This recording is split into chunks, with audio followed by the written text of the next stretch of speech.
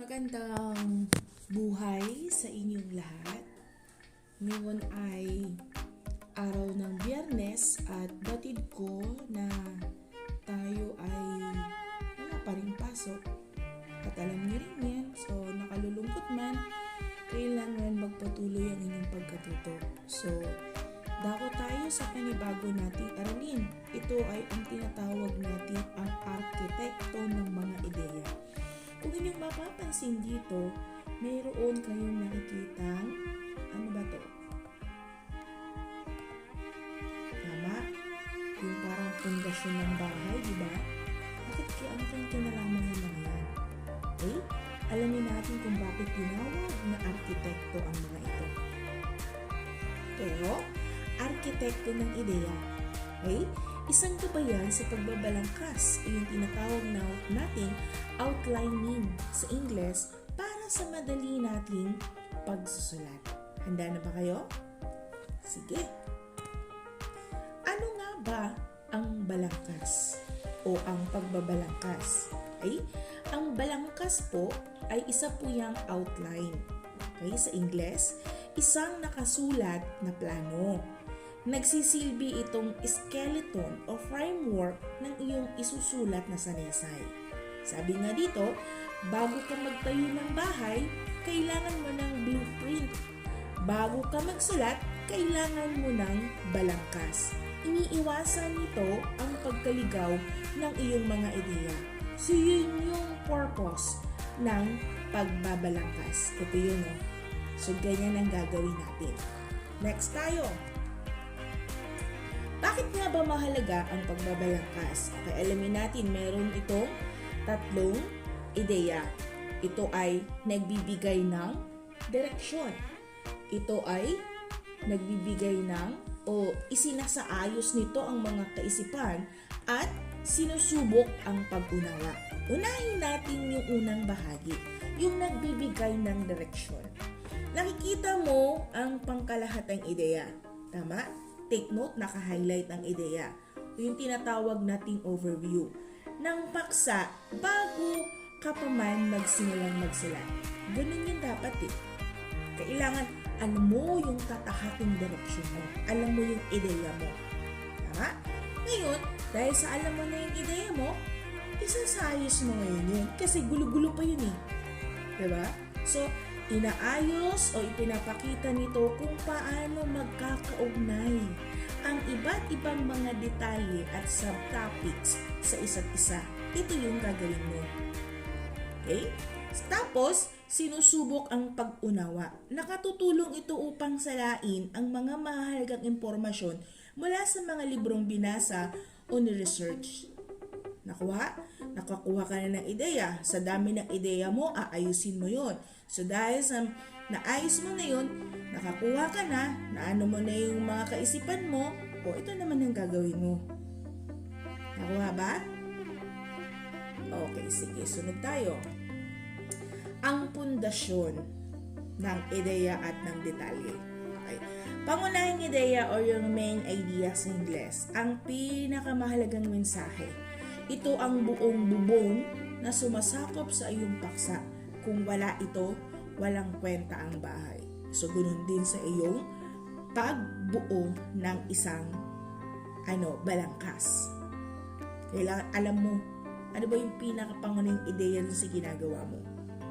Okay? Mga sumusuportang detalye, yung mga supporting details, ang mga halimbawa nito ay ang mga patunay mo, ang mga paliwanag mo na nagpapatibay at naglalarawan doon sa pangunahing ideya. Kung walang detalye, babagsak ang bubong. Nakuha po ba? Okay, sige. Sunod tayo. Halimbawa, ang bahay kubo. Pansinin niyo yung mga arrow ha, kung saan nakatapat. Okay, halimbawa nito, ito daw ay ang bahay kubo. Ano bang mauuna? So dito tayo, pangunahing ideya. Ang bahay kubo ay isang simple ngunit matibay na tirahan ng mga Pilipino. Okay? Ito yung pinakabubong. Tapos, yung detalye isa, ito nakatutok. Ito. Okay? Sabi niya, gawa ito sa mga likas na yaman tulad ng kawayan at nipa. Okay? So, ang pinakapangunahing ideya po, bahay kubo. Okay? Simple pero matibay. Unang detalye, gawa sa kawayan at nipa. Detalye 2, ang disenyo nito ay presko at angkop sa mainit na klima. Nakuha niyo po ba? Tapos, detalye 3, nakatayo ito sa mga poste upang iwasan ang baha at mga hayop. May kaisahan po ba ng diwa batay dun sa pangunahing ideya? Hindi ba connect lahat yon tungkol doon sa bahay kubo?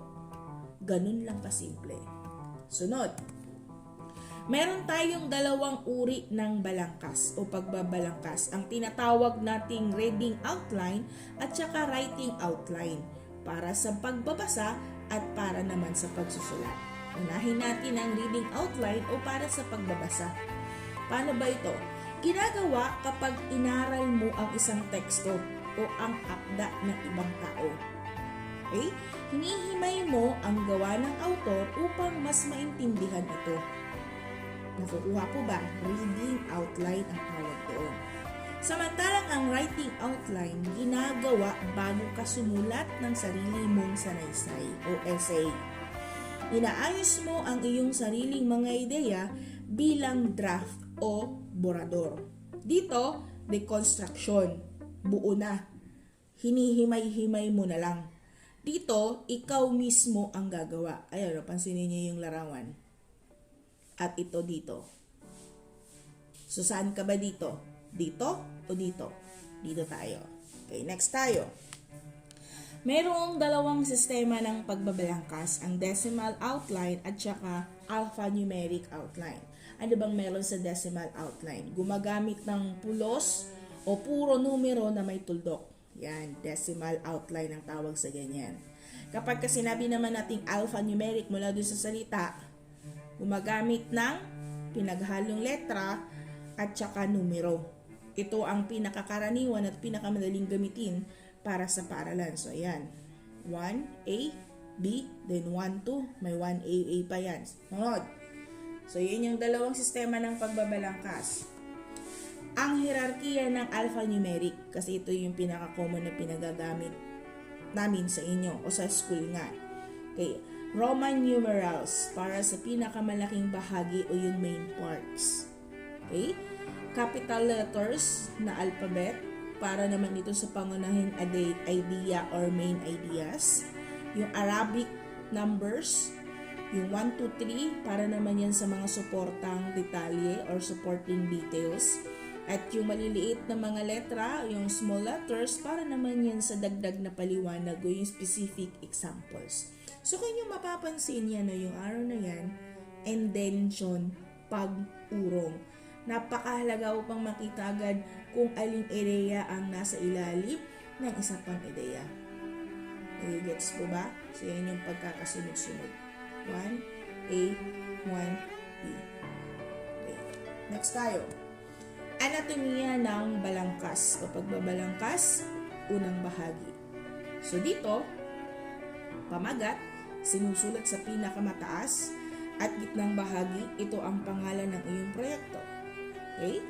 Tapos, thesis statement, ang pinakapuso, umuod ng iyong sanaysay, isang pangungusap na naglalaman ng lahat ng pangunahing punto na gusto mong patunayan. Kung walang matibay na thesis, bubuha ang iyong sanaysay. Pinakapundasyon mo kung bagay. Okay, next tayo. 2 bahagi, yung iyong konklusyon. Ito yan. Ang pagbubuod at tuling mensahe ng sanaysay, paano yan? Mula sa baba, pataas. Ha? Okay? So, unahin muna natin pala ito. Introduction, katawan, at saka conclusion, yung pinakadulo na pala ito. Okay? So, sa introduction, pagbubukas ng paksa at pagkuha ng atensyon ng mambabasa, paano mo ba yung kukunin? Isip ka ngayon ng mga salita, paano sila mahahatak? Maaring patanong, maaring mga berso mula sa mga kilalang kumbaga parang hugot. Yan, pwede yan. Para lang makakot yung attention ng mambabasa. Kasi syempre, kapag hindi mo makuha yun, walang kwenta yung ginagawa mo. Ganun palagi yun. Kuhain mo lagi ang atensyon ng iyong mga mambasa. So sa katawan, dito natin inilalatag ang mga pangunahing ideya at sumusuportang detalye. Okay, kung mapapansin niyo kanina yung mga ABC, yun. Ito ang pinakamalaking bahagi ng iyong sanaysay. So kung ano man yung paraan mo dito, kailangan ko-connect ito dito. Huwag kang liligaw. Huwag mong ililigaw ang ideya na gusto mong sabihin. Kaya may tinatawag tayo dun sa una, di ba, na kailangan kapag ka nakasuri na tayo, nakapanaliksik na tayo, ay atin itong i-summarize, isipin kung ano yung mga eksaktong mga ideya na pwede nating pagsama-samahin. At dito sa bahagi ng pagbubuod o yung conclusion na, ito yung huling mensahe ng sanaysay. Ano ba yung pwede mong maibigay na mag-iiwan ng kawilihan para sa iyong mga mambabasa para magkaroon naman ito ng kumbaga huling ideya na tutugma doon sa iyong mga nabanggit sa una at ikalawang bahagi ng iyong ginagawang pagbabalangkas. Nakuha po ba? Okay, next tayo. Dalawang antas ng detalye. Topic outline at saka sentence outline.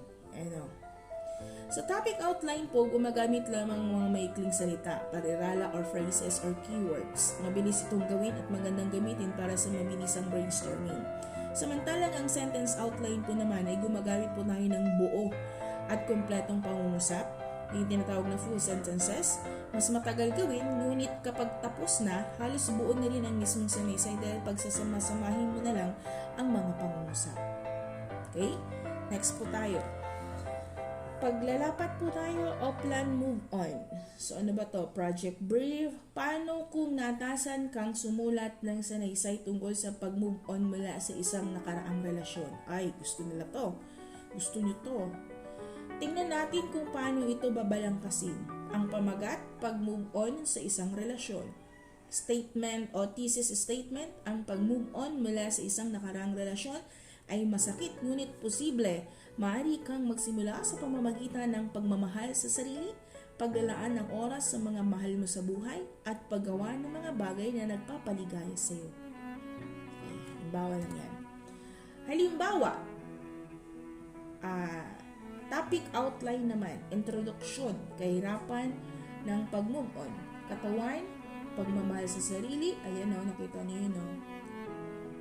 Yan, pansinin nyo. 1. Pagpapabuti ng sarili, pagbuo ng skills at talento. Topic outline to ha. Paglalaan ng oras, samahan sa buhay, pagbabalik sa pamilya, reconnection, family conversations. Pangalawa, pagsama sa mga kaibigan. Tapos conclusion, step-by-step process. Pansinin, pulos o halos keywords o parirala lamang ang ginamit. Walang buong pangusap, mabilis at direct. Diba? Pero nandun yung pinaka-mensahe na gusto mo. So, topic outline ang next, sa sentence outline naman. Sa unang, numerous ay pag-move on ay mahirap at nangangailangan ng maraming oras. Sentence outline ha. May mga hakbang upang makabangon muli. Tapos, una, kailangan mong mahalin ang iyong sarili. So, ano na yung pinakapantulong na ideya naman? Number 1, pagbutihin ang sarili pa maging better version. Pangalawa, linangin ang mga nakalimutang skills at talento.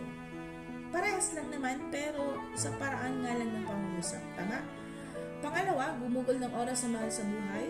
Sunod na ideya, bumalik sa iyong mga ugat at pamilya. Kamag-anak to. Maglaan ng oras upang makareconnect sa kanila. Letter B, makipag-usap ng mas madalas sa pamilya. At ikalawa, maglaan din ng oras para sa mga kaibigan. Tapos, doon sa ikatlo, dito yung pag-conclusion, ang pag-move on ay mahaba at mahirap na daan, ngunit unti-unti mo itong mararating. So, pansinin nyo kung ano yung pinagkaiba dito. Diba? Ganun din naman to. Halos parehas sila ng gustong sabihin, pero dito, papangungusap na lang. Kaya nga ang tawag ay sentence outline. Nagigets niyo po ba? So, saan ka ba mas magiging madali dyan? Ito o dito? Next. Okay, dito tayo. Ang resulta sa isang matibay na sanaysay, kapag gumamit ka ng sentence outline, halos tapos na ang iyong sanaysay. Totoo naman. Okay? Pagsasama-samahin mo lang ang mga pangungusap, lagyan ng mga transition words, at mayroon ka ng isang malinaw, lohikal at matibay na akda. Ang mahusay, sabi dito, mahusay na arkitekto ay hindi nagtatayo ng walang plano. Maging arkitekto ng iyong mga ideya, magbabalangkas muna bago magsulat. Tama ba? Okay, so ngayon, magkakaroon tayo ng maikling pagsusulit kaugnay doon sa ating natalakay.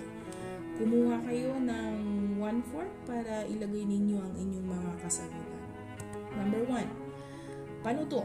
Basahin ng mabuti ang bawat tanong. Piliin ang titik ng pinakamahusay na sagot at isulat ang iyong sagot bago ipakita ang answer key. Okay? Siguro ipakikita ko na lang ang answer key kapag ka nag-face-to-face na tayo. Malinaw po ba? Para po sa unang bilang at ikalawang bilang. Ano ang pangunahing layunin ng pagbabalangkas? Pangunahing layunin. A. Magdagdag ng maraming detalye. B. Ayusin ang mga ideya bago magsulat. C. Gumawa ng pamagat lamang. Or D. Humanap ng sanggunian. Ano po ang tamang sagot? Okay, kalawang bilang. Alin ang hindi kabilang sa kahalagahan ng pagbabalangkas? Hindi kabilang. Hindi kabilang. A. Nagbibigay ng direksyon. B. Inaayos ang mga kaisipan. C. Pinahahaba ang sulatin kahit walang dahilan. D. Sinusubok ang pag-unawa. Okay, may sagot ka na. Para naman sa ikatlo at ikaapat na bilang. Ano ang nagsisilbing pundasyon ng isang balangkas? Pundasyon, pundasyon. A. Konklusyon. B. Introduction. C. Pangunahing ideya. Or D. Pamagat. Okay? Kaapat na bilang. Aling uri ng balangkas ang ginagamit kapag susuriin o unawain ng isang binasa? Aling uri ng balangkas ang ginagamit kapag susuriin o uunawain ng isang binasa? A. Writing outline. B. Decimal outline. C. Alphanumeric outline. Or D. Reading outline. Okay, panglima at 6. Aling sistema ng pagbabalangkas ang gumagamit ng mga Roman numerals, malalaking titik at Arabic numerals? A. Decimal outline. B. Reading outline. C. Alphanumeric outline. D. Sentence outline. Pang-6.